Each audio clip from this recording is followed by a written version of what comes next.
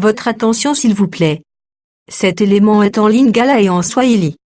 Contactez-nous pour savoir s'il est aussi disponible en la langue de votre préférence. Veuillez aussi noter qu'il est en audio uniquement. Dépourvu de ce fait d'image originaire. L'éternel.com. Le site de l'évangile éternel. christequality.com. Les cieux sont à la portée de votre main, juste par un simple clic de la souris. La rubrique Pasteur et thème vous convie de suivre en ce moment Le bien-aimé de Jésus-Christ et des saints. Le prophète Médard Kala. Ministre de l'Évangile éternel. Infatigable prédicateur. redoutable défenseur de la saine doctrine, Grand débatteur biblique. dénonciateur des faux Christ, des fausses doctrines et des fausses églises, Auteur de plusieurs enseignements.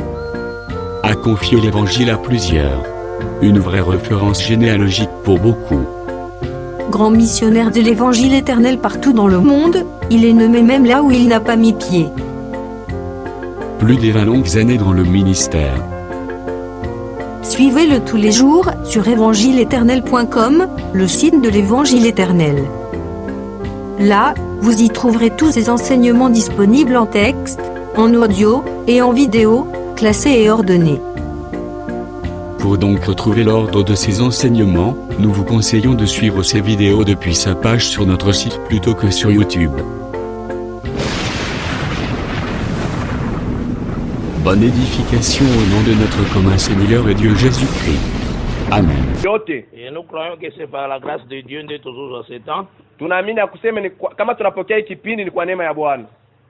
Tuziango na makasi na bisote. Atuibebe kwa nguvu yetu Et cette confiance na ile kitumaini ezotongaki tangu nyonso nzambe azopesa biso temps ya kokutana, inatujenga kusema wakati Mungu anatupatia kipindi kyote cha kukutana, c'est que aza susu na makambo ebele azobongisa dans notre vie. ni kusema iko na matayarisho tena kubwa ile kutayarisha juu ya maisha yetu. La parole de Dieu Neno la Mungu eza vraiment eloko ezoko corriger biso iko ile neno iko naongoza, iko nanyolosha dans nos faiblesses, katika udhaifu yetu, dans nos erreurs. mu makosa yetu. Topusanaka epai ya Seigneur, Tunachofia kuko Bwana et le Seigneur na Bwana afunga biso anawa kutusaidiaka na tinete tokoka quand même comprendre sa propre parole. na hivi mkufika hatua ya kuelewa neno lake. Mets-toi de l'autre côté là. Vous allez croire que Dieu est capable de tout. Tunaamini use Mungu eko na uwezaji ya yote, Et le chemin que vous allez kolanda ezali chemin moko vrai. na njia yenyewe tu kunafuata ni njia ya ukweli. Et okoyeba yango eza vrai comment? Utaiona namna gani sasa ni njia ya kweli? Comment la parole que aujourd'hui Wakati utaona neno hilo unapokea, ba prophète na ba apôtre bazotelema la parole yango te. ile ya kusema wanabii au wanane watume awashimamie ile neno, Nde oko comprendre que parole na landi yote leo sasa hii neno mimi nafuata eza parole vrai. ni neno ya kweli. Toza toujours na sujet na biso sur les 6 jours ya création. Tuko paka pa kishina chetu kya masiku 6 ya umbile. Et tozali na kati ya 2e jour ya création. Tuko kusiku ya pili ya umbile. Na kati ya 2e jour ya création, Siku ya pili ya umbile tozotalisa makambo ebele vraiment. tuko naonesha mambo mingi sana Oyo ekoyeba kosunga biso mpona tofungwama na lolenge Bible ezali. ile itatusaidia tufunguliwe vile kuambatana na Biblia vile iko. Voilà pourquoi Ndio maana tozosala lecture na biso tuko nasoma masemo yetu par la grâce de Dieu. kwa neema ya Bwana. Aujourd'hui tozali le 2 hein? Leo tuko tarehe ya 3, Le 3 mai tarehe ya 3 ya mwezi wa 5 2017. ile 2017. Tozoteya cette parole, Tuko na ubiri neno les 6 jours de la création. masiku 6 ya umbile. Et toza vraiment na confiance makasi na promesse en Nzambe. Kwa hivi tuko na kitumaini kubwa mu ahadi ya Mungu. Le Seigneur alobaki dans cette alliance, Bwana anasema yeye agano, personne n'enseignera son concitoyen hakuna mtu yeye atafundisha ndugu yake jirani wake seront enseignés de Dieu. wote watafundishwa na Mungu. C'est ça la confiance faut dans la carte na. Ndio ikitumaini kile napaswa kwa ndani yako. Voyez pas que Unajua kusema l'enseignant aujourd'hui c'est Jésus-Christ. mufundisho au mwalimu leo ni Yesu Kristo. Yango moni biso atato zoloba. Ndio maana nataka unatona leo tunasema Asuka total sakatiza ba serviteur inutile. kwa hivi kumwisho tunasema no, tunataka batumishi badila bei. Selon Luc 17 au verset 10 na 11. Kufatana na Luka 17:10 Et le but osali kaka oye tindamaki pona biso tosala. ase tunafanya paka ile baritutuma ndio tufanye. Voilà pourquoi tozo diminuer tango nyonso que le Seigneur accroître. Ndio pale tunadinyenyekea Bwana mwenyewe abebe fashi. Biso tokita Sie tushuke, ye atomba mama. ye anyanyuliwe nguvu. Je lis les versets 6 et 8. Tunasoma Jusqu'au sita 8e verset. 18 De Genèse 1. ya Mwanzo sura kwanza tunasoma. Dieu dit Mungu akasema qu'il y ait une étendue entre les eaux kukale ewa katikati ya maji et qu'elle sépare les eaux d'avec les eaux. iende kachanisha mai na mai. Et Dieu dit, Dieu fit l'étendue Bwana akafanya ewa et il sépara les eaux qui sont au-dessous de l'étendue akachanisha mai leko yulu ya ewa d'avec les eaux qui sont au-dessus de l'étendue. na ile ko chini ya ewa, Et cela fit ainsi. na ile nipasika hivi. Dieu appela l'étendue ciel. Mungu akaita ile ewa ya yulu mbingu. Ainsi il y eut un soir Na hivi kakuwa magharibi et il y eut un na ikakuwa matin. asubuhi, C'est fit le second jour. ikakuwa siku ya pili. Donc au fond que le Seigneur a béni cette lecture au nom de Jésus. Bwana bariki ikusoma mudina la Yesu Kristo. Tolobelaki déjà sur le ciel de Rhin. Tulisemea njo ya mbingu ya shaba, Totalisaki yango déjà. tulikuwa tusha kuonesha hayo. Totalisaki d'abord le jugement. Tulisema mbele mahukumu, On a kozwa quelques minutes sur yango. ndio kubeba tu dakika kidogo juu ya Quand hayo. tolobelaki le ciel de Rhin. Wakati tulisema mbingu ya shaba, Première des choses faut yeba. mambo ya kwanza we kuyu Le Seigneur avait promis Bwana rilaka ceux qui désobéissance et salemi. ya kusema kama muti Là tozaki na Deutéronome 28. pale tulia mkumbukumbu 28 Ozala très attentif. tufuate vizuri, Parce que lelo toko toucher mingi le ciel d'or. kwani leo tutasemele mbingu ya dhahabu. Oyo théologie kukomona te. Ile École théologique.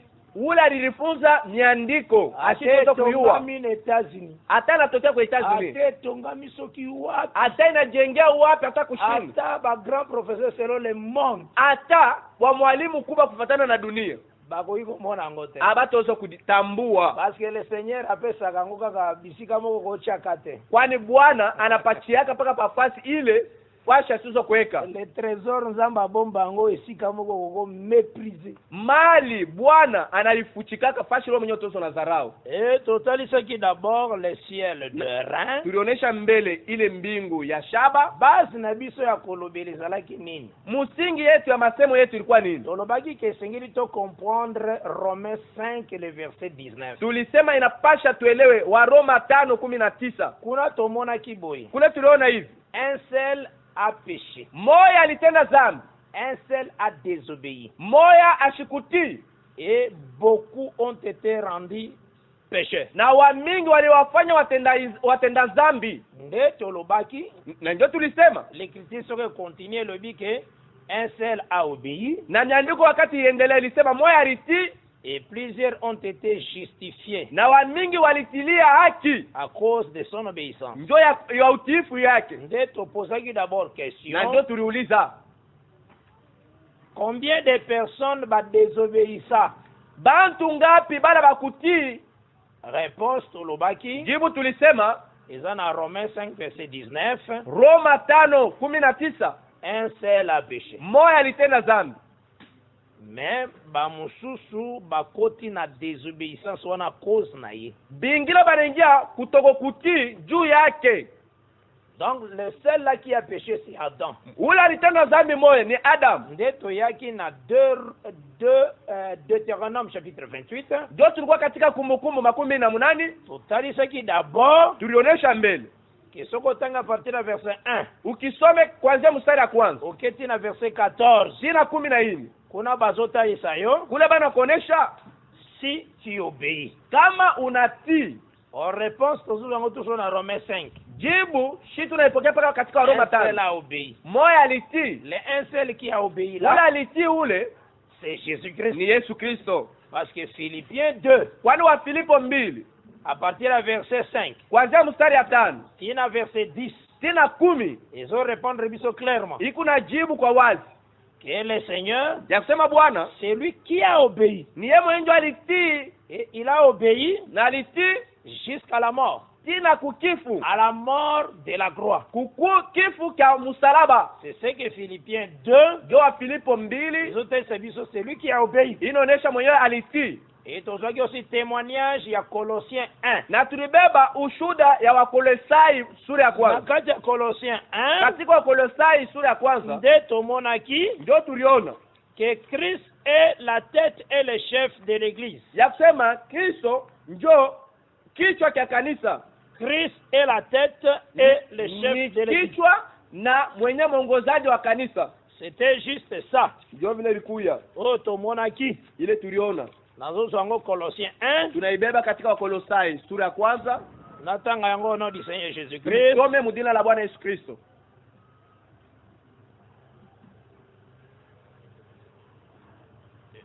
Obandi à partir okotanga yango kaka parce que nazo récupérer temps. Tukunavuta muda, utasoma yote Obandi tant bazolo bela le fils et l'image de Dieu à partir du verset 15. kuanzia 15. Basema no mwana ni picha ya Na Mungu. verset 15. 15 Okiti na te unashuka tina chini, okoya komona yango facilement na Colossiens chapitre 1. utakuiona kwa wepesi katika Wakolosai sura ya kwanza. Alors, Kwa hivi na kati ya koloba na biso na mkusema kwetu totalisaki c'est Christ qui a obéi. tunasema ni Kristo ndio alitii, Maintenant na ngambo ya si tu désobéis, na ngambo ya kusema kama utii donc na oyo etali désobéissance, ile inaonesha kutokutii. tomonaki que c'est Adam qui a désobéi. Tulisema ni Adamu ndio ashikutii. Au moment où on désobéit, Wakati ile autii, l'écriture ezotaisa biso nyandiko inatonesha hivi que na verset 23 ya Deutéronome 28 ya Kumbukumbu 22:8 inasema hivi le ciel se ferme ezokoma du rein ya des kusema reins. mbingu inafungiwa inakuya shaba, Et tozwaki écriture mususu semblable na na tulibebe ile yango miandiko ya kufanana pamoja na na Lévitique 26. katika Walawi 16. likambo ya ciel eza ne na verset 19. Mambo ya mbingu iko ku 19. kuna tomonaki le ciel ekoma du fer Kule banasema no mbingu itakuwa kiuma et la terre de l'airain. na bulongo bunakuya wa Eza shaba, même elobeli. ni kusema kumoya. Nde totambolaki par la grâce de Ndio Dieu tulitembea kupitia neema ya Bwana kotalisa ke kuonesha kusema Israël aussi a désobéi. Israeli pia ashikutii. Et nalobaki boye ke fo yeba Mimi kuambia sasa inapasha huyu que Israël azali la copie d'Adam. Israeli ni picha ya Adamu. Donc tango moni Israël azo désobéir, Wakati unaona Israeli ashitii, azoko exprimer kaka mouvement ezaki na kati ya Adam. yeko naonesha paka ile tabia ilikuwa ndani ya Adamu. Et yango tozwaki le temps ya Jérémie. Ndio tulibeba kipindi cha Yeremia. To remarquaki que ce temps-là, Tulitambua kusema kile kipindi la tribu de Juda et de Benjamin kabila ya Wayuda na wa Benjamin et rejetaki la parole. ilitupa neno. Nde tozwaki les écritures. Ndio tulibeba miandiko.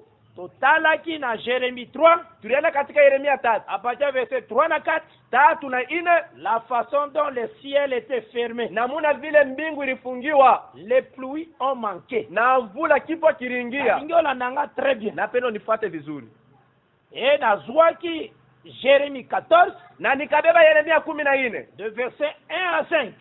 mstari ya kwanza tina 5. Effectivement, etalisaki que sécheresse ezaki makasi. Kwa kweli inaonyesha kusema kipo kilikuwa cha nguvu. Après natalisaki boye, Na hivi milionyesha hivi À ce temps-là, Kwa ile kipindi il y a eu déjà les enfants de Juda kulikuwa watoto wa Yuda oyo bazalaki déportés na bakendaki captivité na Babylone. wale barenda katika ufungwa Babiloni. Là sokozwi 2 Rois chapitre 24 Ile wakati utabeba Wafalme 2:24 obanda partir à verset 10 kuanzia sura ya 10 tina verset 16 tina 16. wana captivité Ile bufungwa tango bazwaki Jojakin, wakati walibeba Jojakin, l'un des rois de Juda, mmoja katika wafalme wa Yuda, na les hommes forts du pays. na bale bapikaji ya vita ndani ya Le nchi. verset 16. Kama unasoma 16 Il y a 2 Rois 24. ya Wafalme Na 2:24 les gens intelligents, na benye akili na ba charpentier, na bale bakupika bale bakujenga valeur, bale batote babei bakendaki captivité balienda na katika Babylone. ufungwa katika Babiloni. Donc les gens forts du pays déjà bakendeki. Bale batu ba nguvu bakutumika nene nchi balienda ndani bufungu. Nako kende wana pe Ezekiel akenda. Na mukwenda kule Ezekiel pia alifungiwa. Est-ce que vous avez nanga malam? Mnaipata vizuri. Ezekiel s'est retrouvé aussi à Babylone. Ezekiel naye alikuta Babiloni mfungwa. Mais il était prophète. Mais alikuwa nabii. Nde Jérémie azalaki na Israël. Na Yeremia yeye alibakia katika Israeli. Donc Jérémie na Ezekiel Ni kusema Yeremia na bazalaki Ezekiel au même moment. balikuwa mkipindi kimoya. Maintenant, qu'est-ce qui se passe-t-il? Nini ilipitikana? Le Seigneur a joué pas Ezekiel. Bwana eko na kwa A Ezekiel. joué expliquer situation eza na Jérusalem. Eko na mwambia mambo inapitikana katika Yerusalemu. Azote ce que le ciel de Jérusalem est fermé. Anamwonyesha kusema mbingu katika Yerusalemu Le isha ciel de kufunga. Jérusalem est du rein. Ni kusema mbingu katika Yerusalemu iko Ou shaba bien du fer. au kiuma. Wana torobele ki yango très bien par la Ile grâce de Dieu. tulifuatilia vizuri kupitia neema ya Bwana. Mais eloko moko tosulevaki. Na kitu kimoja kile tulilamusha. Na kati ya koloba na biso. Mkusema kwetu Totalisaki ya réalité. tulionyesha kwa ukweli. Depuis que la bouche d'Ézéchiel ezalaki fermée, Tangia kinywa cha Ezekiel kilikuwa cha kufunga, donc na 5e année ya captivité à Joachim, mwezi ya 5 ya ufungwa ya Joakim, sa bouche était fermée. kinywa chake balifunga. Là tozoki yango na Ézéchiel 3, Ile tuweka katika Ezekiel 3 otangi verset 25 tina 26. sura ya 25 tia 26. Na verset 25, Mu 25 ayebi soki Ézéchiel entre dans la maison. baliambia Ezekiel ingia ndani ya nyumba. Oh, c'est l'Ézéchiel qui a mangé le Ni rouleau. Ezekiel ndio alimeza kitabu. Quand il entre dans la maison, Wakati anaingia ndani ya ça nyumba, veut dire le rouleau est caché dans la ni maison. kusema kitabu kinafungiwa ndani ya nyumba. Et to continuaki, Na na tuliendelea. verset 26, Na 26 toyaki komona comment le Seigneur a fermé la bouche d'Ézéchiel. tuliona vile Bwana alifunga kinywa cha Ezekiel. Nde tolobaki, Na ndio tulisema il faut faire très attention avec la Bible. inapasha kuwa ange na Biblia. Selon Hébreu 1:1, Kufuatana na Ibrania sura ya kwanza le mstari wa Seigneur kwanza, parle de plusieurs Bwana manières, eko nasema manamuna ya kuachana de plusieurs reprises. na mkurudiria ama Akoki mkusema kolobela ciel, atokusemea mbingu, a changé manière. anabadilisha mnamuna kusema, Alobeli les eaux, anasemea maji mais aye kolobela ngo d'une autre na manière. anaisemea mnamuna ingine. Yango moni mutu soko za doué na ba concordance. Ndio pale kako mtu mwenyewe anapendaka vya kuambatishana. Concordance na yo. Kuambatishana kwako Na encyclopédie. katika ile dictionnaire yako, Bunga facile. wewe utapotea utayata neno moja na Biblia. Ona lobaka bato mususu alingo te ya Caïn. Ile mimi nasema kwa watu wengine kama anapenda kuhubiri Kaina, Abandi ya klika ipad na ye. anabeba iPad yake na click Abimiki Kaina, ba verset ya CAIN. anatosha ile masheria ya Kaina. Nalobaki ke Nilisema hivi, akote ya mabe. atahubiri mubaya sana, Parce que Dieu quand il répète une chose, kwani Bwana kama anarudilia il mambo répète en changeant de manière. eko narudilia mkubadilisha masemo. Nde totalisaki ke Ezekiel wana ozomona Ndio ile tulikwambia sasa, Ezekiel ile kuna ona aza elembo ya ni Nzambe. alama ya Mungu. Or Nzambe Ingwa Mungu azalaka ye moko sa propre yeye parole. mwenyewe nikalaka neno yake peke yake. Or la parole Ikuwa neno ezalaka comparable à la pluie. inalinganisha na mvula. Est-ce que vous avez un malam? Naipata vizuri. Alors quand la bouche d'Ézéchiel est kangami, Wakati kilo cha Ezekiel cela banakifunga, veut dire le ciel aussi kangami. ni kusema mbingu pia banaifunga. C'est ce qu'il faut comprendre. Ndio napasha kuelewa. Nde tozwaki Ézéchiel chapitre 1, Ndio tubebe Ezekiel sura ya kwanza, verset 2, sura ya pili, 5e année. ile mwaka ya 5 Ya captivité Joachim. ya bifungwa vya Kuna kwa Jezakim. Ezekiel kangamaki. na Ezekiel alikuwa bubu. To se posa qui question. Na tukaliuliza. Et puis to répondre. Na tulijibu. Quand est-ce que munoko Ezekiel fungama? Wakati kani kinywa chake kilifunguka. To qui réponse Ezekiel 33. Tulibeba jibu katika Ezekiel 33. À partir du verset 21 à 23. Kuanzia mstari 21 hadi 23. L'écriture des autres chapitres. Andiko natonesha. Ezekiel na 12e année ya captivité. Ilikuwa mwaka ya 12 ya kifungwa. Ya Joachim. Ya Joachim. Nde njo la bouche d'Ezekiel efungwama. Na Ezekiel akaanza kusema. Donc c'est qu'à partir ya 5e année, ni kusema kuanzia mwaka ya 5 12e année na 12 bouche ezalika okangama pendant 7 ans. Kino kilifungiwa mu miaka 7. Effectivement 5e ti 12e c'est 7 ans. Kwa ukweli kama tunaanzia ku 5 tina 12 ni 7. Pourquoi le Seigneur a fait ainsi? Jua nini Bwana alifanya vile? Parce que alingaka talisa que depuis la chute d'Adam, Bwana alitaka kueleza kwa depuis kuanguka kwa Adamu, le livre qui est le ciel était scellé. Kitabu kile kilikuwa mbingu kilikuwa cha kutiliwa muhuri. Qui scellé de cette sorte. Kilitiliwa muhuri 7. Ce livre était fermé. Ile kitabu kilifungiwa. Alors apesa qui 6 ans na l'homme. Na alipatia mtu miaka 6 ou 6 jours. Au masiku 6. Et l'homme là, na ule mtu c'est Moïse. Ni Musa. Et Moïse est répété na Jean Baptiste. Na Musa ni picha pia ya Yohane Mbatizaji. Yango na talisa kibino. Ndio nimeambia. La loi et les prophètes ont prophétisé jusqu'à Jean. Sheria na wanabii walitabiri tina Yohane. Là na Matthieu 11. Pale Mathayo 11. À partir du verset 13. Kuanzia 13. La loi et les prophètes ont prophétisé jusqu'au prophète Jean. Ya kusema sheria na wanabii walitabiri ti na Yohane. Donc c'est ça 6 jours.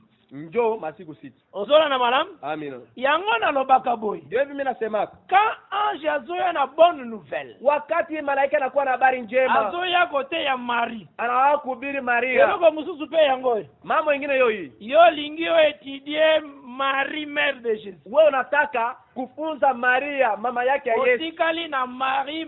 Unabakia na Maria. Mais un jour Jésus. Siku moja Yesu azali kosala musala zambe. Eko nafanya kazi ya baba yake. Baye koluka ye. Bala kumtafuta. Na bandeko na ye. Huko banduku yake. Na Matthieu 13. Mu Mathayo 13. ABC yake. Anamwambia kusema. Jamais. Mama yako. Tes frères. Banduku yako. Te cherche. Bako na kutafuta. Maintenant c'est Jésus qui nous donne la définition de Marie. Ni Yesu ndio anatufuatilia se Maria ni nani? Yoka Jésus. Sikia Yesu. Parce que Jésus c'est la vérité. Kwani Yesu ni ukweli? Ma mère. Mamangu ni nani? Regarde la définition de Marie. Mfuatilie wa Maria. Alors ce sont ceux qui écoutent la parole. Ni bale banasikia neno qui le mettent en pratique. Na bana itimiza. Donc en réalité Marie ezangana yo. Maria ni wewe na mie. Donc toko kutani na batu. Kama nakutana na bantu. Bazolo ba Sainte Marie. Beka Maria takatifu. Prie pour nous. Utombei. Pamela bangu. Wewe ubakia. Yebi kama ungana lingana teba sande na foka. Mimi sipendake mimi banyombe mie. Beba anje. Shibonde la. Ombe Mungu Yesu Kristo. Parce que Jésus a dit qu'il est ma mère. Yesu anasema mama yangu ni nani? Ce sont ceux qui écoutent la parole. parole. Ni baba nasikia neno yangu. Et les mettent en pratique. Na katika tendo. Marie aujourd'hui. Maria leo. Eza yona ni wewe na mie. Tuko bakusimama. Shinjo Marie. Dans la Bible ni. Angara vile Biblia ni kalaka. Pozomon. Amina. Parce que en Marie, kwani nena Maria, il faut Jésus à la nature. Inapata Yesu kwendani. C'est pourquoi aujourd'hui dans l'église, ndio maana leo nena kanisa, la parole est dans la nena kwa ndani ya Maria. Oh. Voilà définition ya Biblia ya Maria. Biblia inafuatilia sema Maria ni nani. Maintenant mutatike di Sainte Marie prie pour Marie takatifu utombei. Yebi sema ngoma yana fausseté vraiment. Bandia sema na ubo. Ce n'est pas ça la vérité. Haina ukweli, boba na budu sana. Amina. Donc c'est que ni kusema na kati na yango ndani yayo esengeli nayo oyeba. Inapasha uyue. La totalité qui aussi Matthieu 11. Pale tulangaba Matthieu 11. Na verset 13. Na 13. Car tous les prophètes et la loi ont prophétisé jusqu'à Jean. Wakati ni kusema wanabii wote na sheria ilitabiri tina Yohane. Jusqu'à Jean. Tina kwa Yohane. Eza lokola 6 ans. Iko saa miaka 6. Comme 6 jours. Sama siku 6. Est-ce que na malam? Amina. Maintenant 7e jour. Sasa mwaka ya 7. Et ça aussi une personne a appelé le sabbat. ni mtu mwenyewe banaita sabato. C'est Christ Jésus Ni lui-même. Kristo yeye mwenyewe. Ozona na malam. Amina. Mais tangu aye, Wakati anakuja il a parlé en Israël en parabole encore. anasema katika Israeli katika fumbo. Kona kotali sake, Ndio kuonesha kusema le salina ne fungwa mite. akisema okovu hayashuka, ndio sema mbingu yafunguka. Ozona na malam. Amina. Il parlait en parabole. Eko nasema mfumbo Pour qu'en fait que Israël a comprendre le langage te. ndio kusema Israeli ashelewe masemo. Ndezoloba aujourd'hui. Ndio tunasema leo. La bonne nouvelle, Habari njema, l'ange malaika ayaki koyebisa Marie alikuwa kuambia Maria que ya kusema Elisabeth ta parente Elizabeth ndugu yako est dans son 6e mois. eko mumwezi yake ya sita. Donc on Ni parle kusema- d'Elisabeth. Beko nasema ndio Elizabeth. Elizabeth C'est toute une alliance. ni agano. Ozola na mara. Amina. Mais c'est alliance que le Seigneur a donnée à Moïse. Ni agano ile Bwana alipatia Parce que la Musa. grossesse de Jean-Baptiste, c'est vraiment tous les prophètes. Kwani mimba ya Yohana Mbatizaye ni wanabii Yango wote. tozopesa conseil na tout serviteur. Ndio pale tunapatia shauri kwa mtumishi wote. Kokende koteya te. Ushana kuhubiri Pourquoi na Congo? jua nini kukongo Ngube bimaka na 10e mois. ya kusema na nkalanga beko na itosha mu mwaka ya Yale 10. pourquoi? Juu ya nini? Ngube zo bimaka na 10e mois. Ndio nkalanga mu mwaka ya 10. Koteyi moko zoteya lebiki na koteya bino nina. Ah? Na koteya nina. Ya kusema- Bisi moko ezaka na mai elengi saka. Anasema na mie mitahubiri samaki. Akoteya nina. Mitahubiri samaki. Mususu nayoka yaki koteya koba na kishaka. Mwingine anakuwa ndio kusema bandamu la tortilla au kuhubiri. Auti poto aye koteya ka koba. Banda Koba. Torti. a tortue. Kusola na mara. A expliqué que Anafuatilia kusema mtoto wa torti wana nde ile mwili ya banda kweli. alors Ndio- tant torti abimisaka mutu ndio sanduku ya kusema wakati Ngolo anataka badie qui sort de l'éternité. ndio Mungu anatoka mumilele anaingia. Alors makolo wa torti. Mikulu ile ya banda Ngolo ba sacrificateur qui porte l'arche. ya kusema ni bakwane bali basha kubeba sanduku. Non bien aimé. Hapana mpendwa. Le message que Ujumbe l'ange a donné pas Marie. ile malaika anakuwa naye kuku Parce que Maria. toi qui es Marie. Ni wewe ndio kwa Maria. Elisabeth. Ni Elizabeth. Ta parente. Ule ndugu yako. Et dans son 6e mois. Eko mumasiku yake ya sita. Donc la chose qui était dans le ventre d'Elisabeth. Ndio kitu kile kwa ndani ya tumbo ya Elizabeth. Yango peka kezaki na lisolo na Zakari na temple. Ndio ile ilikuya katika mazungumzo ya Zakari na temple. Zakari na Ndio hekalu. création nyonso. Ndio vile wote kunaona. Lubumbashi.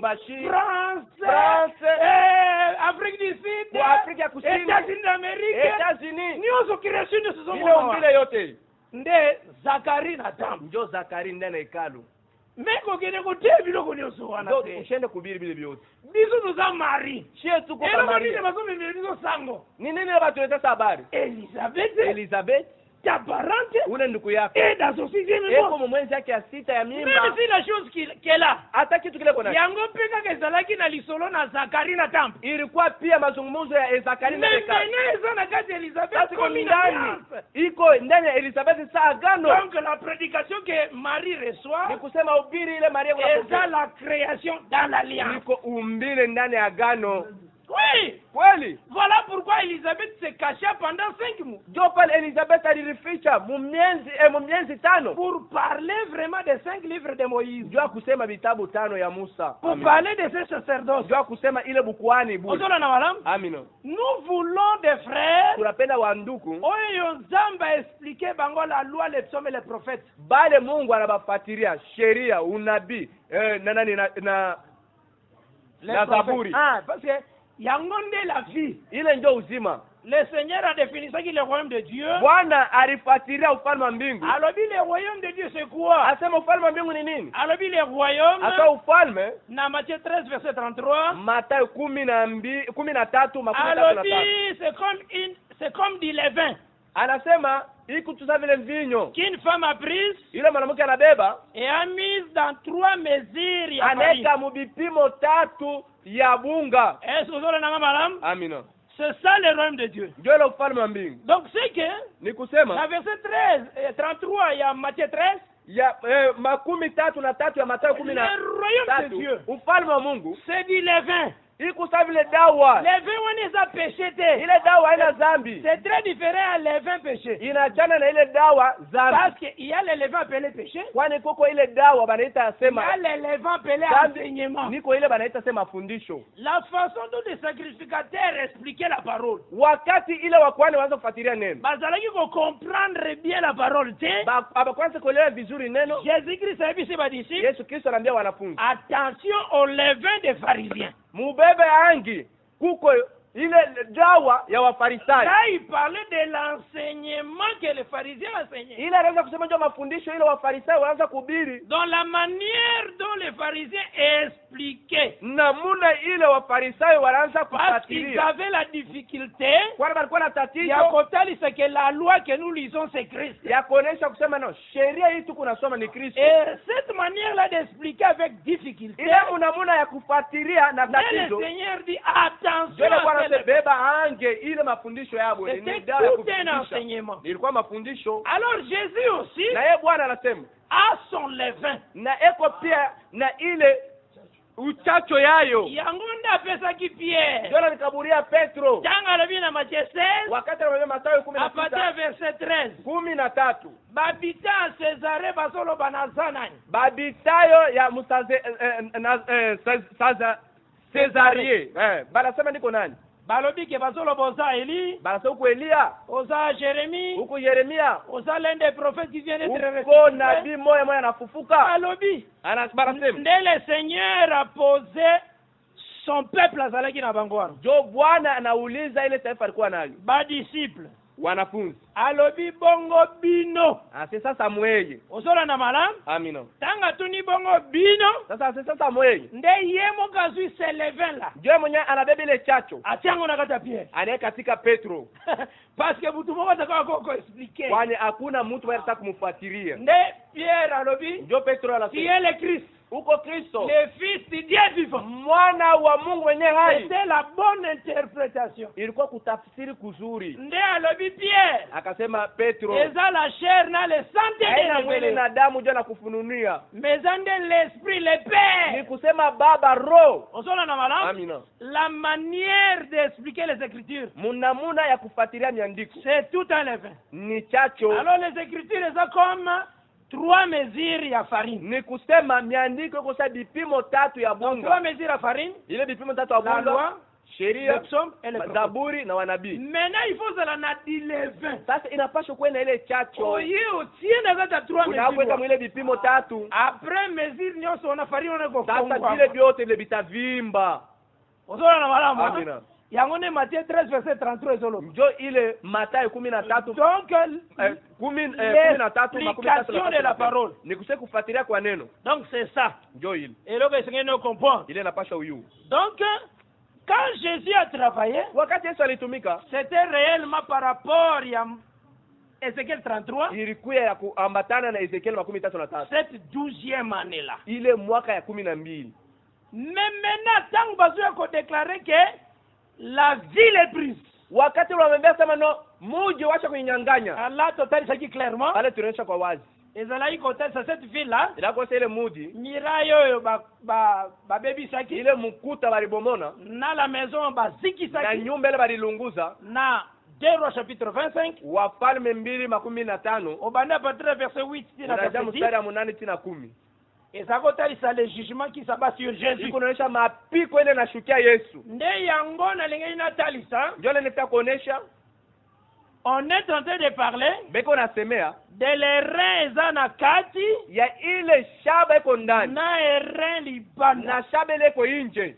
Donc c'est que Ni kusema le Seigneur Bwana en réalité kwa ukweli il fallait apporter le jugement ya ciel d'errin aussi. ilipasha abebe ile hukumiwa kwa ile mbingu ya shaba pia. Donc Dieu a jugé Adam Bwana anahukumu en Adam fermant le ciel d'errin. mkufunga mbingu ya shaba. Maintenant qu'est-ce qui se passe-t-il? Nini inapitikana? Le Seigneur vient Bwana anakuya pour prendre ses jugements ndio kubeba kwa ile mapiko kukumiwa et kule. comme aye. Ikue yeye peke yake. C'est pourquoi Bimi comme le serpent d'errin. Ndio pale anatoka saa Donc ile alongoli nyoka wa ses shaba. jugements Anabeba ile kulo pour kukumiwa likolo efongwama. kwa mbingu kufunguke yango balobi que le châtiment qui donne la paix ndio pale banasema mapiko na tukabla salama est tombé sur lui. ikamwangukia.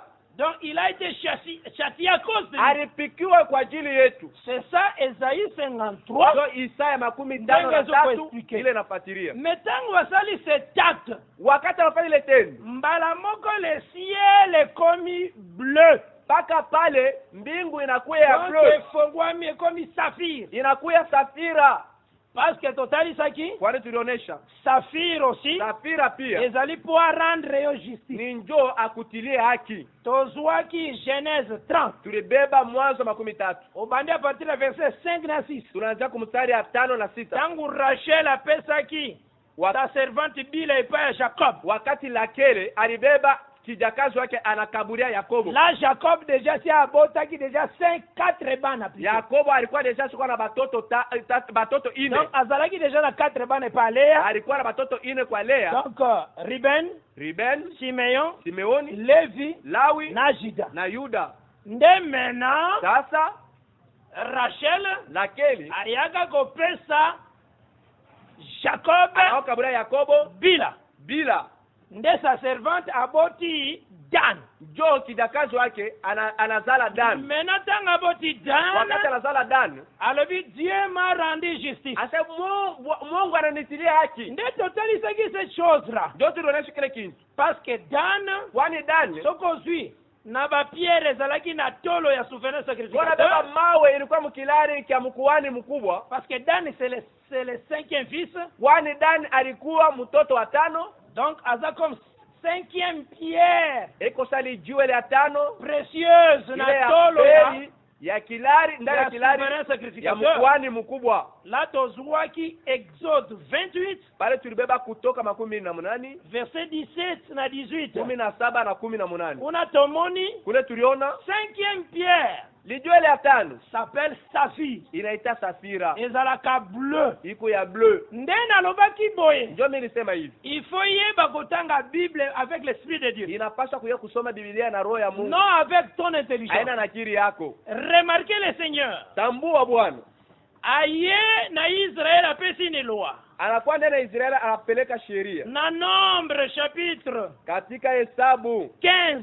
Hesabu À 15. partir du verset 35. Kuanzia 35. Ina verset 41. Na 41. Bible. Biblia. Vraiment ça nga ese ko makati. Inanifurahisha Ya kabisa. mwana lobaka batebele ba omona nzambe te. Ndio pale mesabatu baminga bato na Mungu. Ebele ba omona nzambe. Mingi sana. Oye baki batebele ba omona nzambe te. Batu bamingi abato na Mungu angara. Kalaka sorta ba matete ya. Angaria hali ya mahubiri ile kama Parce que le salut c'est par la parole. Kwani wokovu ni kupitia neno. Maintenant bando kota chaque avenue. Ingia sasa Chaque ville. avenue yote au mudi yote. Kala sorta ba matete kote. Ona mahubiri ile inatika. Alors tango kotala ba matete zote ya ma. Wakati tuna mahubiri ya bado Ndio conclure. Ndio tayua. Batebele ba bika te. Ba mingi abatapata wokovu. Ozola na malamu. Amina. Parce que le salut Kwani wokovu ebomba mina kati ya pensée de l'Éternel. inalindiwa ndani ya mawazo ya Bwana, Donc la mafikiri ya Bwana. pensée de Christ. Ni kusema ile mafikiri mawazo. Ozola na malamu. Amina. La pensée que le Seigneur a cachée dans les Écritures. Mawazo ile Bwana asha kuficha ndani ya miandiko. Yango Paul alobaki Ndio Paulo alisema et pas Timothée, kwa Timothée, veille sur toi-même kesha juu yako et sur ton enseignement. na pa mafundisho yako. Bona nini? Jua nini? Afin qu'on se sauve. Kwa hivyo uliokowe. Veo sauve batu bazoyo kayo. Uokowe wale wenda kufuata. Donc Paul atalisaki ke Paulo alionyesha soka enseignement za mabe. kama mafundisho ya mubaya. Timothée. Na église nyoso zote. Na wewe ile kanisa na ubi. Okenda enfer. Mutenda mwanfer. Atako Bible lobaka jeune, to lobaka tellement fait. Biblia inasemaka sema no kujila me utasema na Okenda enfer. Mutenda ngena. So bokende la jeune. Ni kusema mutenda ule mshimu. Na malamu. Amina. Bosi manga bien. Amen. Parce que si l'enseignement est bien te. Kama mafundisho na mzuri. Kosakana te frère. Haipaswi kucheza Bwana. Il faut zalaka jaloux d'enseignement. Inapaswa kuwa na bwivu ya mafundisho. Ukosana l'enseignement chete?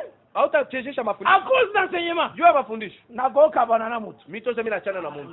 C'est pourquoi biso zaka l'étiquette église. Ndio pale shie atuweke na picha ya kanisa hapa. Sika la vraie parole ça. Fashi nene ya kweli iko. Sika na za. Ndio pale niko.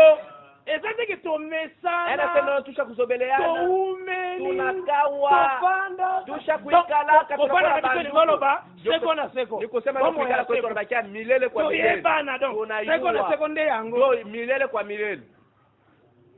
La vie éternelle, c'est la parole. Maisha milele ni neno.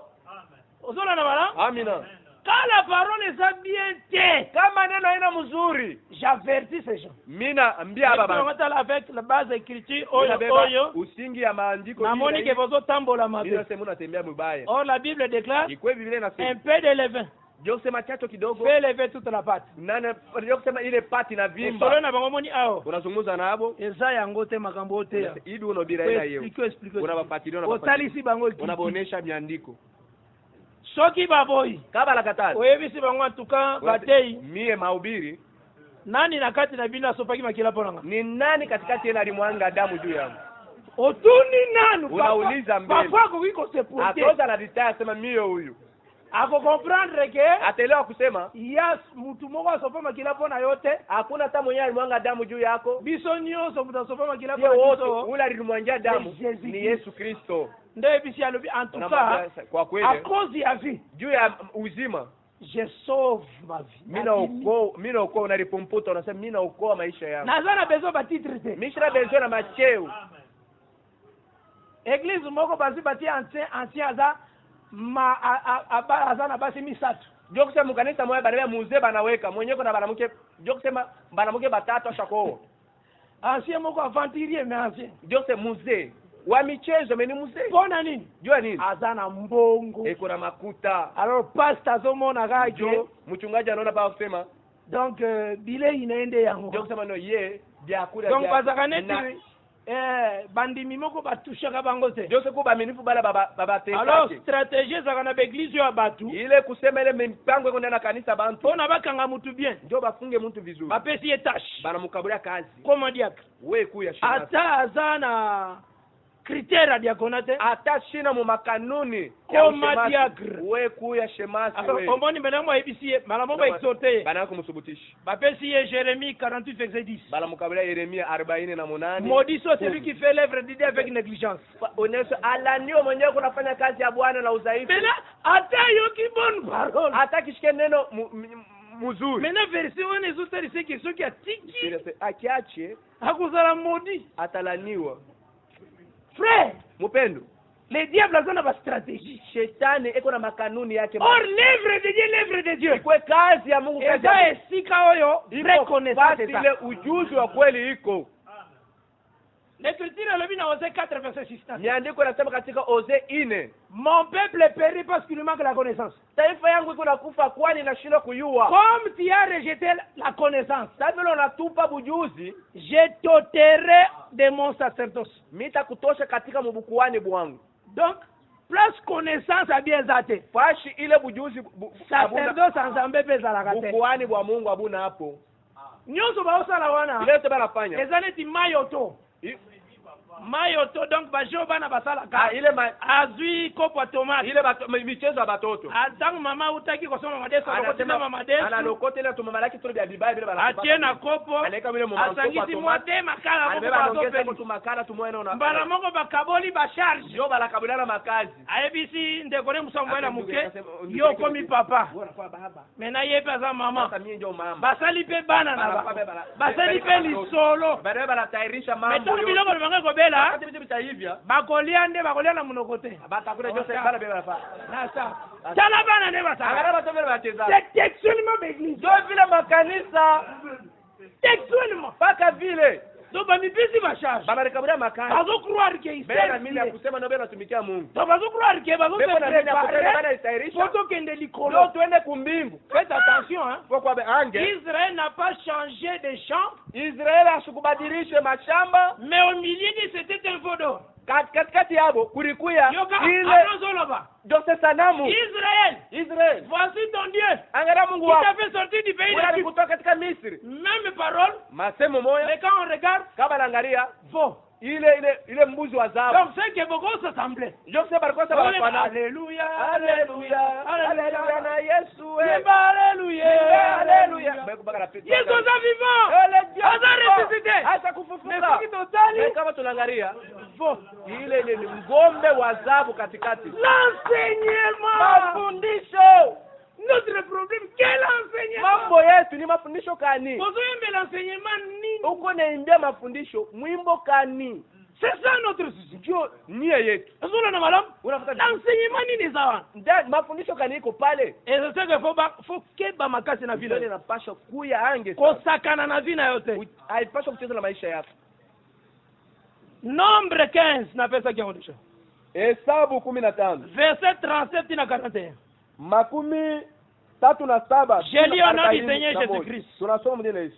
L'Éternel dit à Moïse. Wa milele akamwambia Musa. Naona bani verset 37 ya nombre 15. Bana anaanza kwa makumi 37. Parle aux enfants d'Israël Ambia watoto wa Israeli et dis-les na uambie qu'ils s'effacent de génération en génération walifanye kwa kizazi na kizazi une frange au bord de leurs vêtements ya kusema mankamba kuchinywa mavazi yao et qu'ils mettent un cordon bleu na beki ile nkamba ya bleu sur cette frange pa ile mukaba du bord de leurs vêtements. kwa njia kukando kando ya mavazi yao. Quand vous aurez cette frange, Wakati mtakuwa ile kitepe vous la regarderez mtayangalia et vous vous souviendrez na mtakumbuka de tous les commandements de l'Éternel ya maamri yote ya Bwana pour les mettre en pratique. ndio ya kuitimiza. Et vous ne suivrez pas les désirs de vos cœurs Mwaya hamtafuata matamaa ya mioyo et yenu de vos yeux na ya macho pour yenu vous laisser entraîner à l'infidélité. tena kanuingishwe mububaya. Vous vous souviendrez ainsi Mtakumbuka de hivi mes commandements. ya maamri zangu Vous les mettrez en pratique mtaitimiza et vous serez na saints mtakao pour watakatifu votre Dieu. juu ya Mungu wenu. Je suis l'Éternel votre Niko wa Dieu milele Mungu wenu. qui vous ai fait sortir du Wala pays d'Égypte nilitosha katika Misri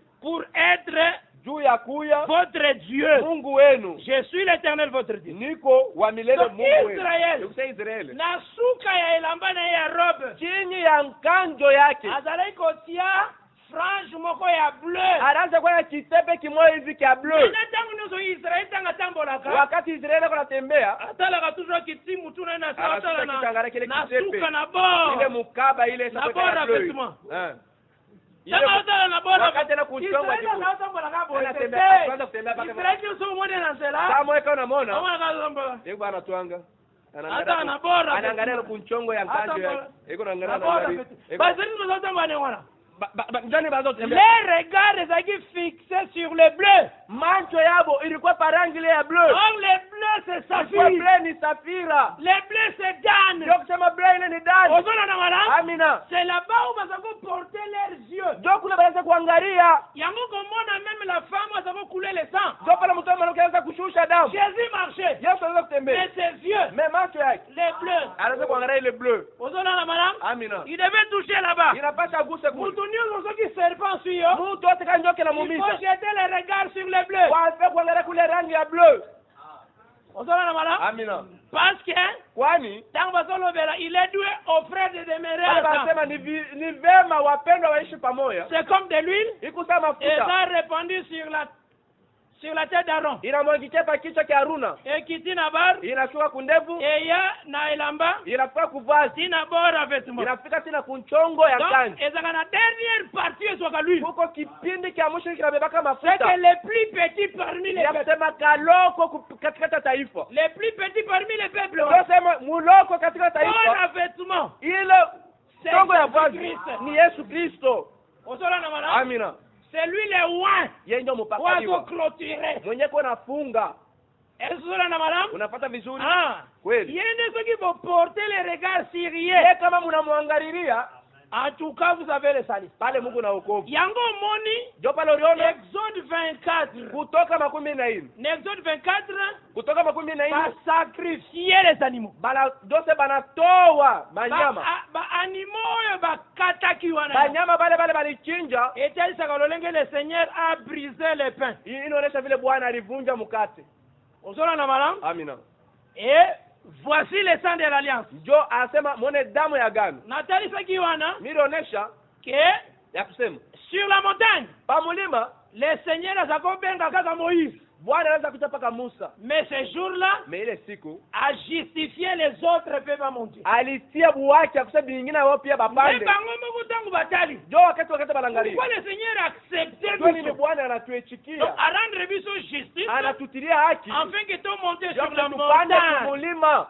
Batali, Balangalia. c'est parce que sous les pieds de Dieu, Kwani chini ya miguu ya Bwana c'était comme le ciel, comme les saphirs. iko sawa vile safira. Ozora na mara. Amina. Donc na pied wana, Kule miguu c'était Dan. ilikuwa dani.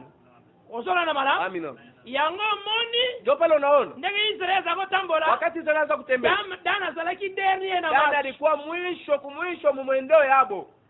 Mais tozo croire aujourd'hui. Mais tunaamini leo Dan juge son peuple aussi. dani eko na hukumu taifa yake, Parce que le jugement commence dans la maison. kwani waamuzi au kuhukumia kunaanza ndani ya nyumba. Dieu châtie celui qu'il aime. Mungu anapika kuna anapenda. Ozora na mara. Amina. Ndenge 1 Corinthiens 11 elobi. Ndio Wakorinto 1:11 inasema Si nous jugeons nous-mêmes, kama tunahukumu nous ne katika serons point jugés. abata tuhukumu, Et quand nous sommes jugés, châtiés, wakati tunahukumiwa na tunapikiwa, tous à justifier, tunaritilia bwaki. afin que tous à la juger ensemble avec le monde. Tunasema basi tuhukume pamoja na watu. Donc il est le ciel bleu aujourd'hui. Eko ile mbingu ya bleu leo. Est-ce qu'on a dit quand même alam? Unanipata vizuri? Yango moni Ndio maana unaona na tambola ki maintenant. tulitembea sasa. Pona kotali sayo boy. Ndio kukonesha hivi.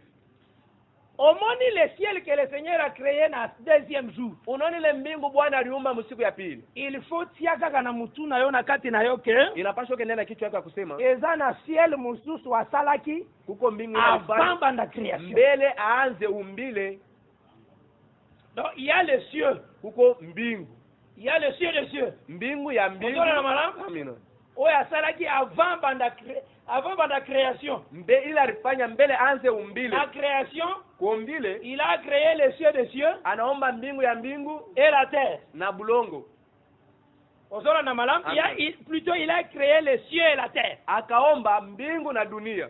Ces cieux et la terre, Ile mbingu na dunia yango nde batali saka aussi ndio banoneshaka pia comme elobelia samu kusema kwa ciel na terre. ya kusema mbingu na bulongo. Ozora na malam, Amina. yango nazo peso écriture. Na kabla miandiko.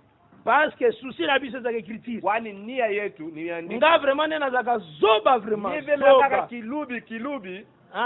Mayele na ngande verse. Ndio kusema no, akili yangu ni sheria. Écriture. Miandiko.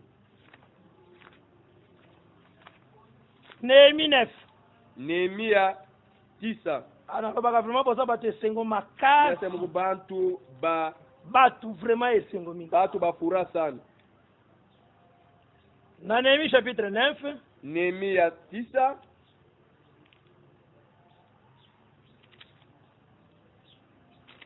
Na bandi à partir du verset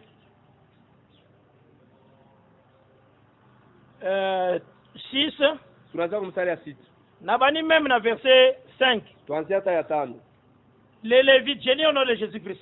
Tunasoma Et les Lévites, Josué, Kadmiel, Bani, Ashanabania, Sherebia, Oshija, Shebania et Pedaja dire, levez-vous. Bandagana, levez-vous.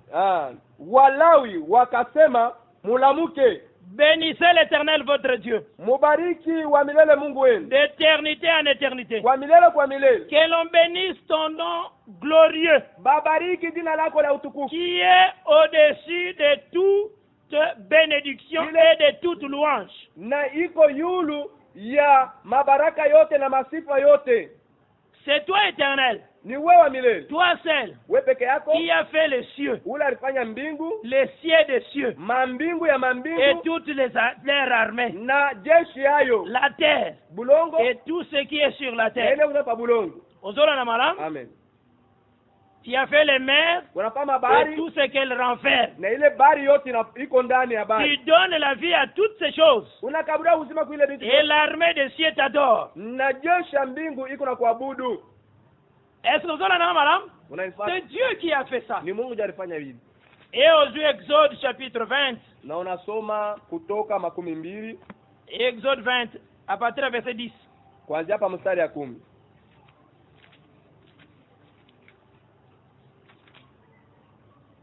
Exode 20 Kutoka 12 na bana verset 10.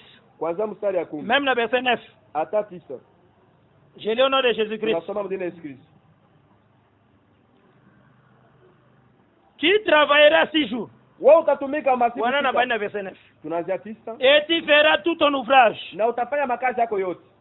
Mais le 7e jour Mais siku ya saba est le jour du repos ni siku ya mapumziko de l'Éternel ton Dieu. wa milele Mungu wako. Tu ne feras aucun ouvrage, Hautafata kazi moya, ni toi, hata wewe, ni ton fils, mtoto yako, ni ta fille, binti wako, ni ton serviteur, kijakazi wako ni ta servante, na mtumishi wako, ni ton bétail, hata ngombe yako, ni l'étranger qui est dans ses portes, à tes portes. hata mgeni ule anakukuia. Car en 6 jours, Kwani masiku sita l'Éternel a fait les cieux, wa milele aliumba mbingu, la terre bulongo et la mer, na bari et tout ce qui est contenu. na ile yote ikwamo, Il s'est reposé le 7e jour. na akapumuzika siku ya saba. C'est pourquoi Ndio maana l'Éternel a béni le jour du repos Bwana alibariki siku ya mapumziko et l'a sanctifié. na lilitakasa. Osola na malam. Amina. Donc quand on parle du ciel, Wakati wanasema mbingu, on voit le ciel. banaona mbingu Ozona na ya mara? mbingu. Amina. Mais il faut d'ailleurs d'abord, Inapasha uyue avant que aya kosala ces cieux, mbele ciel, ya kufanya hii mbingu moya, azalaki pe déjà asalaki cieux avant. alikuwa kufanya mambingu Donc, kumwanzo. azalaki na cieux na ye avant, Alikuwa na mbingu yake avant la création. mbele aanze umbingu. Azalaki na cieux na ye, Alikuwa na mbingu yake là où il habite. mahali alikuwa makao yake, Maintenant zoya kokota na création. anawa kuingia sa muumbili. Ozona na malamu. Amina. Tanga zoya kokota na création. Wakati ninga muumbile, Na bandi ko créer. anaanza sasa kuumba. Cielo ya sali oyo. Hii mbingu anafanya Eza oyo bozomona iko ile picha mnaona, eza na cielo bozomona te ezaki avant création. kuko ile muone ile ilikuwa mbele ya hii. Est-ce que bosimanga malamu? Amina. Na iti so bokompone nga. Sio kama tunaelewana. Donc, qu'est-ce que cela veut dire? Ni kusema nini? Eli kotalisa boye ke Inataka kuonesha hivi. cielo azalaki nango avant cielo. Ile mbingu ile yalikuya mbele ya hii mbingu, Kombo nango ezalaka de chérubin. ni kusema ile mbingu ile ni wa kerubi. So kombo ya cielo nango Njina ya ile mbingu de chérubin. kerubi. Ozoma. Amen. Maintenant ceux qui ont aussi concordance sont mérités sur le ciel. Kama unawazia pa mbingu, Au cliquer una klike ciel. mbingu, Babi monsieur ciel. bana kuita mbingu. Bago komela yo chérubin. Abata kuanjikia kerubi. Chérubin za ciel. Kerubi. Parce que Kerubi le ni ciel, mbingu. Kwani mbingu c'est le lieu où lui habite. ni mali yako na ikala. Le ciel, c'est sa demeure. Mbingu ndio makao yake, Le ciel, c'est son trône. ni enzi yake mbingu. Ozona na madame. Amina. Mais il faut savoir que Inapasha uyue avant ce ciel, mbele ya hii mbingu il y a eu le ciel. kulikuwa mbingu. Maintenant, yango tozotanga. Ndio tuko na Parce que le même esprit tozonango, kwani roho ya moto yango peka ba frère David bazaki nango. ndio ile roho ya banduku Daudi balikuwa nayo. Yango na ebisaka mutu Ndio mimi mo. naambiaka mtu mmoja. Na ebisi yeke, Na mwambia kwambia soki Saint Esprit azana kati na. kama roho mtakatifu ndani yako. Saint Esprit nde komaki be Christ. Roho mtakatifu ndiye anaandika miandiko. Sona tuniye expliquer verso. Kama Sumi alobi ayebite. Mimi nauliza mama Alors, kufuatilia mtazame Nako se mimi. demander est-ce que Mita eza yuna. Saint Esprit oyo ezaki. Ni Roho Mtakatifu. Oui, lobaki ou bien yango kaka. Sema ni wana. ube ni paka Wewe sana yenyewe kati na. iko ndani yako. Parce que si un élève asali examen, Kama mwanafunzi anafanya a mashindano, vu du sur 10, anabeba 10 et kwa qu'on marque comme un professeur, itamgusa tanga koya koluka mwalimu, élève, atasema atamta ule akoluka ule mwanafunzi. où est l'étudiant Jonathan? Ule mwenye alifunza anapita Ah, 10 c'est kwa moi, 10 kwa. professeur, alibia Mimi atuka. papa, mimi ndio mi Jean. Ah, tu vois, bino kolobaki que intérêt zaki difficile. Mimi nilisema sana hii mashindano ilikuwa ngumu. Il a fait max. Anabeba 10 kwa 10. Les canons liboso pesa corriger. Pita mbele kumbele, wa mbele ubaoneshe. Wana miso betige musu. Mbele banafunzi. Alekini kasala kina. Anapita afanye vile alifanya Abali mkali. komeka. Anaanza kupima. Azoko kate. Ashiwezi. Mais quand même le professeur a comme Mwalimu atashanga. akosidendele eske ezaka la yenda komaki na papier. Huyu mwenye aliandika. Sasa na madame. Ata C'est textuellement ndio vile comme les autres prédicateurs. kama ubiri vingine. Il dit qu'il a le Saint-Esprit. Atena Roho Mtakatifu. Mais Saint-Esprit na ye. Roho Mtakatifu Ils ya ont tellement le Saint-Esprit zaki pa ya Esaïe. iko na shimamia ile Roho Mtakatifu kwa Isaya. Saint-Esprit zaki pa Esaïe lobi un enfant nous est né. Ya kwa Isaya nasema mwana anatuzaliwa. Un fils nous est donné. Mtoto banatupasha. Saint-Esprit na lobi Roho Mtakatifu nasema on l'appellera batamuita Dieu puissant. Mungu mwenye wana uwezo. Saint Esprit ezalaki pa Isaïe Ni Roho Mtakatifu ile kwa ebengi mwana akobotama Dieu puissant. inaita ule mtoto azalika Maintenant, Mungu mwenye Saint uwezo. Esprit mususu na kati ya Congolais Na Roho Mtakatifu ndani kwa Kongo mani. azote ya Trinité. Eko na ubiri ba Mungu batatu. Jésus n'est pas Dieu. Ase Yesu na Mungu. Et ça na contradiction. Ndio sema bipatane. Or nous savons que la parole de Dieu est éprouvée. Kwani tunasema Wewe za écrit. neno la Mungu C'est inapimiwa. éprouvé. Inapimiwa. Oui, c'est écrit. Hili ni andiko. Et là, il faut le bagage oui, amen. Kitu kinapaswa katika etika amina. N'ajoute rien. Ushongeze. Ndenge Proverbe 30 revient na verset 5-6. Mezali 13 inasema Na verset 5-6. ya mstari ya 5 na 6. Ozola na madame. Amina. N'ajoute rien. Ushongeze. De peur qu'il te reprenne et que tu sois trouvé menteur. Kwa hivi bashikupate na bakukute wabongo. Yoka maintenant psaume. Shikia sasa Zaburi. Ah, Bible. Oh, Biblia. Bible. Biblia. Il y a une différence Kuko achanisho. entre sombi Bible nenzambe apesi yo Bible. Kuza Biblia kunsoko na Mungu anatosha Biblia anakupa. Donc au retourne na maison de la Bible. Utaenda kwa atabale banazunga ma Bible za combien? Biblia ni ngapi? $10. $10. Comme aussi on cliquer na ordinateur Unapiga coordinateur, na système informatique sema informatique. oluki somba version moko. Unataka kuuza kwa version. Tango zui version. Wakati Biblia version. Elingo la bate ko zui parole de Aya, Dieu. Yesu anabeba neno la Mungu.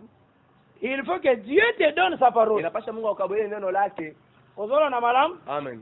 Ah, il faut que Dieu te donne sa parole. Inapasha Mungu akaburi neno lake. C'est très important. Ni ya faida sana. Na zui psaume 80. Mina beba Le verset 2. 48 sura ya pili. Prête l'oreille, berger d'Israël. Peleka lisikio wachungaji wa Israeli. Toi qui conduis Joseph comme un troupeau. Wewe mwenyewe kunaongoza Yosefu sa vile nzizi. Parais dans ta splendeur. Wewe usimamie muku angara kwako. Toi qui es assis sur le chérubin. Wewe mwenyewe ushakala ba kerubi. Dieu est assis sur le chérubin. Mungu ashakala ba kerubi. Ou bien il est assis sur son trône. Ashakala pa enzi yake.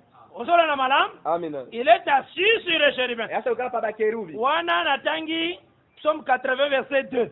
Zaburi 108 mstari wa pili. Nazu Psaume 99. Mina beba Parce que le Seigneur le baka de plusieurs manières. Bwana anasema kama namna kuachana. Psaume 99 verset 2. 9 inasema hivi. Verset 1 plutôt. Kwanza mstari wa kwanza. J'ai lu au nom de Jésus-Christ. Tunasoma hivi. L'Éternel règne. Bwana atawale. Le peuple tremble. Na taifa inatetemeka. Il est assis sur les chérubins. Asha kuikala pa makerubi. La terre chancelle. Na bulongo. Bazoi bisayo toujours kiti na ye. Aba anatose enzi yake. Kombo nango. Ndina yayo. Des chérubins. Wa kerubi. Or les cieux sont trône. Na mbingu ni enzi yake. Tozoka na malam. Amina. Maintenant tokei na Psaume 18 toujours. Tunaenda Zaburi 18. Verset 10. Sura ya 10.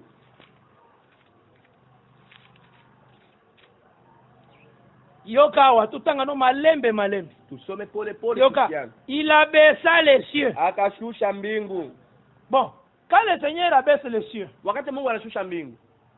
Eza likolo nyonso tozomona te. Aina yulu hiki yote kiewa toke malembe vraiment malembe.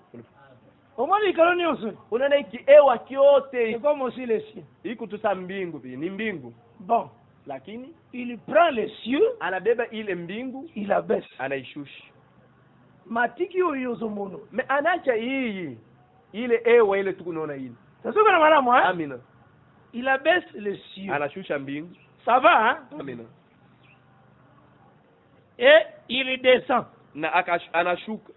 Il y avait une épaisse niée sous ses pieds. Kulikuya kale ka riwingo pa miguu yake. Baba ndiko explique yo. Banaanza kufuatilia. Siwe azokita nango wana. Ile mbingo yanashuka nayo. Yango nde komo nango niwe. Ndio wanaita riwingo. Botanga zokita nango wana tola na malamu. Wakati anashuka tu utufuata. Soko tali likolo. Kaona gara yu. Niwe zaka likolo. Ile mawingo. Ozomo na pe niwe. Unaona tena mawingo tena unaiona. Me akitipe na niwe. Na anashuka pia tena mawingo. Ozomo na malamu. Amina. Me niwe be likolo. Sasa mawingo hayo. Iko paka. Ile likolo esa. Mbingu ya yu. Me ya ciel moko. Anabeba mbingu. Ayena. Anashuka nayo. Est-ce que vous pouvez malamu? Unanifuatilia? Parce que les cieux sont trop. Kwani mbingu ni enzi yake. Tango zola cieux sont trop. Kasoteke Nikolo eza ngwende nayo. Ngota Nikolo ezalie pandeli na unangalia ngwende nayo. Asema ndo enzi yako, enzi yako. Ah, vraiment Nzambe na. Babengi yango nuée. Banaita liwingu. Il y avait le nuée sous ses pieds. Kulikuwa liwingo pa miguu yake. Maintenant balingi ba expliquer yo sie wana. Sasa nataka kukufuatilia. Balingi ba expliquer yo nuée wana. Nataka kufuatilia liwingo. Na verset 11. Tozoka na madame? Amen. Il était monté sur un chérubin. Alipanda pa kerubi. Voilà. Et il volait. Na anaanza kupepuka. Tozoka na madame? Amina. Et il volait. Anaanza kupepuka. Nde balobi? Ndio wanasema. Toke madame. Twende. Il planait sur les ailes du vent. Ye, alikuwa anazungulukia pa mpepo ya mabao. Ile mabao ya mpepo. C'est le chérubin. Ni wa kerubi. Bible. Biblia. Zona na malamu ha? Amina. Les ailes du vent. Ile mabeka ile. Ni kerubi. Iloko nyonso. Hivi vitu vyote. Moïse amona. Musa aliviona. Tangu Moïse amoni. Wakati Musa anaona. Le Seigneur ebisiye. Bwana anamwambia. Qui fera l'arche? Utafanya sanduku. Tangu usala l'arche. Wakati utafanya ile sanduku. Likolo nango tia propitiatoire. Ile yule kifiniko. Tango tia propitiatoire. Wakati kifiniko. Après de part et d'autre. Na kuma pembeni. On tia des chérubins. Uteka wa kerubi. Mais des chérubins. Mais wa kerubi. Bakotia leurs ailes. Batafanya mabao yao. Ego tuta na boy. Itabambana hivi. Ezo zipa. Inafunga. Propitiatoire. Ile kifiniko. Nini? Les ailes. Ile mabao. Tozoka na malamu ha? Amina. Toke malema. Pole pole tuko nini? Po Bible. Kwani Biblia. Izaresika na ngwefandaka. Inahapa nafasi ni nikalaka. Dieu ya bakisi témoignage mususu. Mungu anao kuongeza ushuhuda ingine. Pa ya Salomo na kuexplique nyoso. Kwa Solomoni tutaifuatilia. Parce que ba chérubin ona, kwani wa kerubi bazalaki d'or. Balikuwa bazabu. C'est ça le ciel d'or. Njoo ile mbingu ya zabu. Aye maintenant epai ya Salomon. Anakuwa kwa Salomoni. Parce que Dieu parle de plus émané de plus. Kwani Mungu anasemaka namna ya kuachana mkurudiria. Ndenga ibisangi David. Dieu anamwambia Daudi. Que c'est ton fils. Ya kusema mtoto yako. Nde akosala. Ndio atanifanyia la maison à mon nom. Atanifanyia nyumba, ataniingia le lieu où j'habiterai. Mahali miteka makao yangu. Est-ce que vous avez la Amina. Nde maintenant. Sasa Salomon a bâti la maison. Salomoni akajenga nyumba. Tosimba ao. Tubambe hapo. Tozui livre ya un roi. Tunabeba kitabu cha Wafalme wa kwanza. Un roi. Wafalme wa kwanza.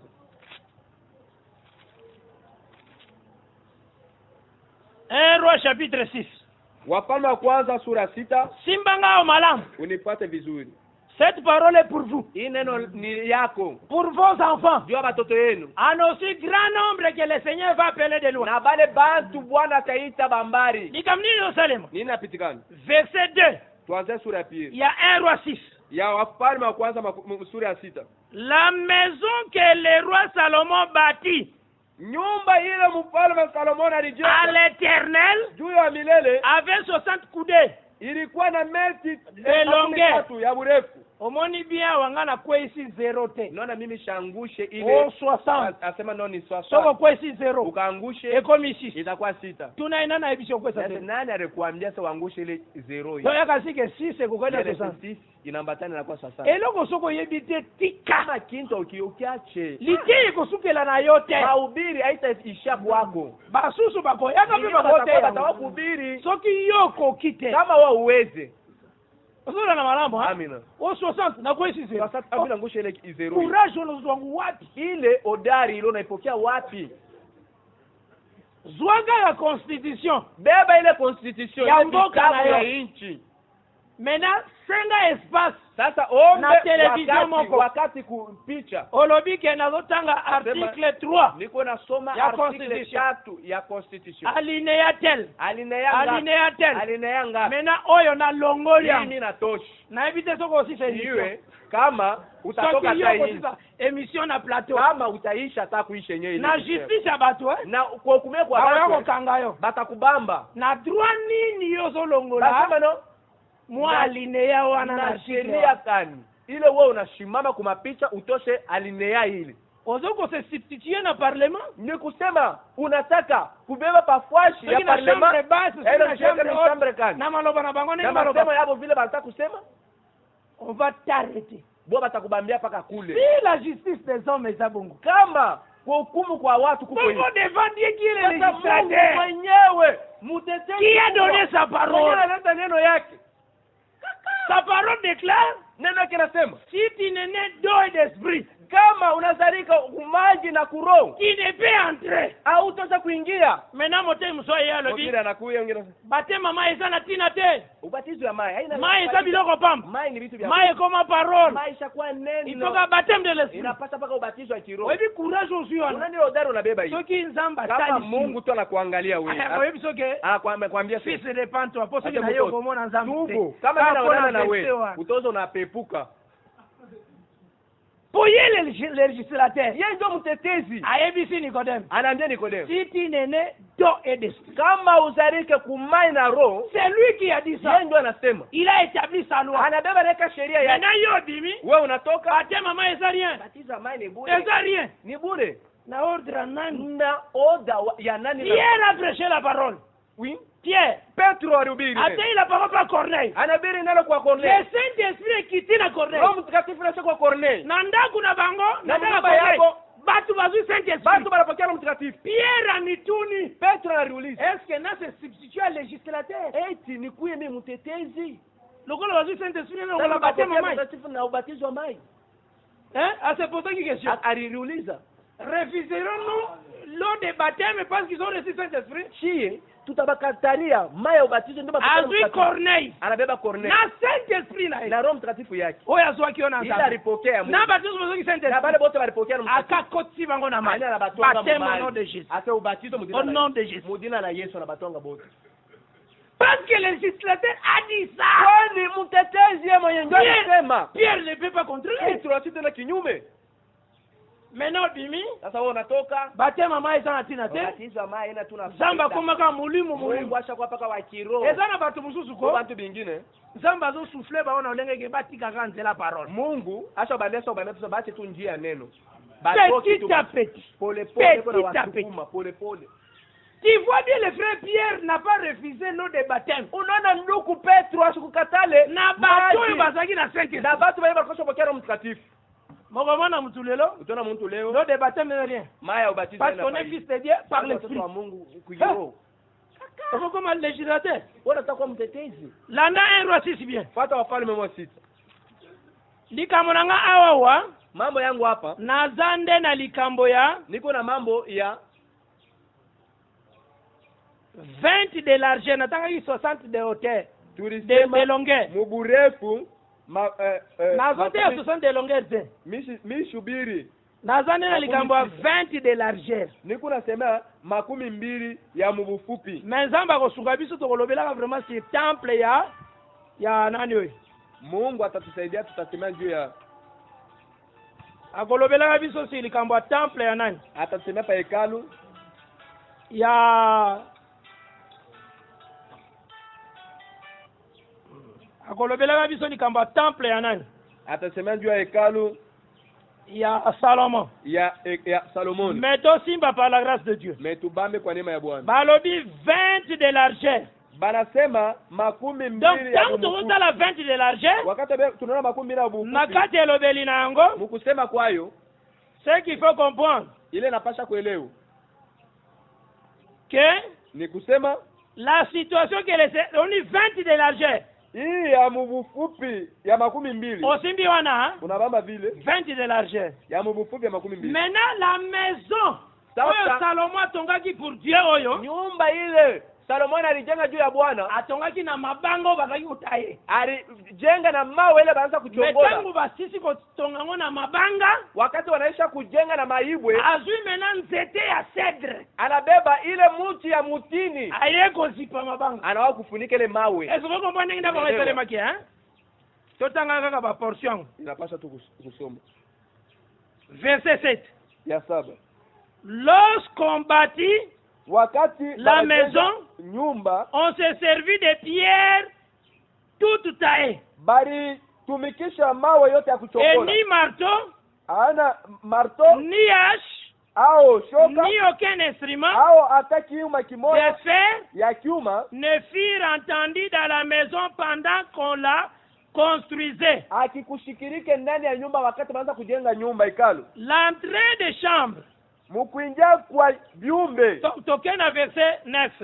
Isa. Omonien, basisi kotonganda. Ça va? Amen. Après avoir achevé de bâtir la maison, kisha kuisha kujenga hekalu, Salomon la couvrit de planches. Salomoni aliwafunika na mambao et de poutres de cèdre. Na ile miti ya mitini. Ozola na malamu, hein? Amen. C'est que la maison nenge salaki na kati nango ya de pierre. Bwana nyumba vile ilikuwa vile. Ndani ya milikuwa mawe kama unazaki na cèdre. Pa nje papa alikuwa na miti. Bona nini? Juu ya nini? Cèdre tali saka roi. Ile miti ya mitini inaonyesha mfalme. Là aux na 1 roi 4 verset 33. Pale unabeba wafalme wa kwanza 1 roi 4 verset 33. Ine makumi tatu na tatu. Il a parlé des arbres. Alisema miti. Depuis les cèdres du Liban. Kuanzia ile mutini ya Libani. Jusqu'à l'hysope qui sort. Tina kulisope ile natoka. De la miraille. Katika mukuta. Il a aussi parlé sur les animaux. Alisema pia manyama. Sur les oiseaux. Mamandeke. Sur les reptiles. Kukobele manyama na les poissons. Na samaki. Ozola na malam. Amina. Donc na ba arbre. Katika miti. Arbre banda kolobela. Ile mti anaanza kusema cèdre. Ni mutini. Donc cèdre ça comme premier. Iko sa muti ya kwanza. Ozola na malam. Amina. Cèdre ça comme sommet. Iko tu sa vile nchongo. Maintenant où est comme sommet wana? Ile usa nchongo. Où est comme premier? Ile usa ya kwanza. Yangonde alatisi temple. Ndio ile alivika nayo hekalu. Est-ce tola na malam? Tunafuatana vizuri. Largeur ndako esaki combien? Bufupi ya nyumba ilikuwa yanga, hein? 20 coups de simba kama la. Il y a 20 mètres. Donc à peu près 10 mètres. 10 coups de tête, ça à peu près 5 mètres. Vous avez la madame? Ou bien le baga à 5 coups de 10 coups de cils. Pas avec tout ça, kuendelea mkusema. Wale za mesure Bible. Ile bibi kwa utiliser ba mètre te. Bwana ashukuye mameti yetu. Utiliser des coudes. Alitumikisha kude. Est-ce que place on possible malamu hein? Amina. Maintenant qu'est-ce qui se passe-t-il? Nini pitikana? Na verset 16. Inabe 16. Toujours dans 1 roi 6. Paka wafalme wa kwanza 6. Mtu msao tuna. Mtu mwingine anauliza. Frère Kiala. Ndugu Kiala. Tozo kende wapi? Tuko nenda wapi na miandiko. Donc hein? Nikusema. Tozo kende. Tuko nenda. Pona kende kotalisa. Ndio kuonesha. Ke ba cherubin. Yasa wa kerubi. Baza les cieux. Ni mbingu. Ba cherubin. Wa kerubi. Baza ba ciel. Ni mbingu. Mais baza ba ciel d'or. Ni mbingu ya dhahabu. Pofoto e babla token. Dieu inapasha kwa Nazu verset 16. Il est revêtu de planches de cèdre. Akamuvika ile miti ya mitini. Les 20 coudées. Ile ya makumi mbili ya kude. De la maison. Ile ya ndani ya nyumba. Depuis le sol jusqu'en haut du mur. Kuanzia kubulongo ti na yule ya. Et il réserva cet espace pour en faire le sanctuaire. Na chunga ile fasi ndio kufanya makao. Les lieux très saints. Mali takatifu. Les 40 coudées.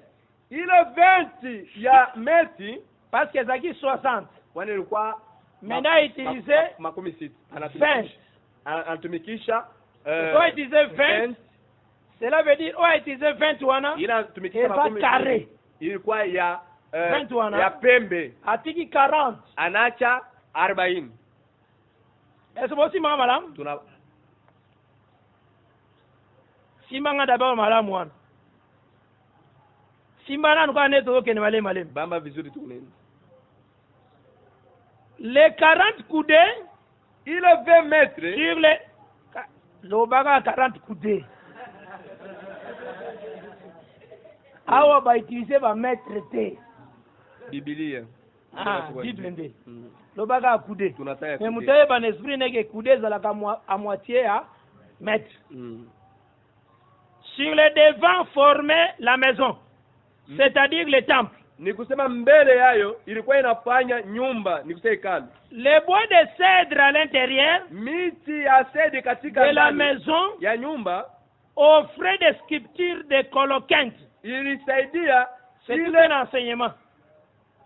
sculpture. Coloquinte. Yeah. Basali ba dessin. Kolonkenzi Ba- ndio banaenda kufanya miandiko ya kutengeneza nayo. Et des fleurs épanouies. Na ile Tout Mama était Moua. de cèdre. ile yote toka kumiti. On ne voyait aucune pierre. Hakuna hata liwe hata limoja. Ozola na malamu, hein? Hakuna. Salomon établit le sanctuaire Na Salomoni akaweka à makao l'intérieur, ndani au milieu de la maison, katikati ya hekalu. pour y placer l'arche de l'alliance. Njoo kuweka agano au sanduku ya agano. Le sanctuaire avait 20 coudées de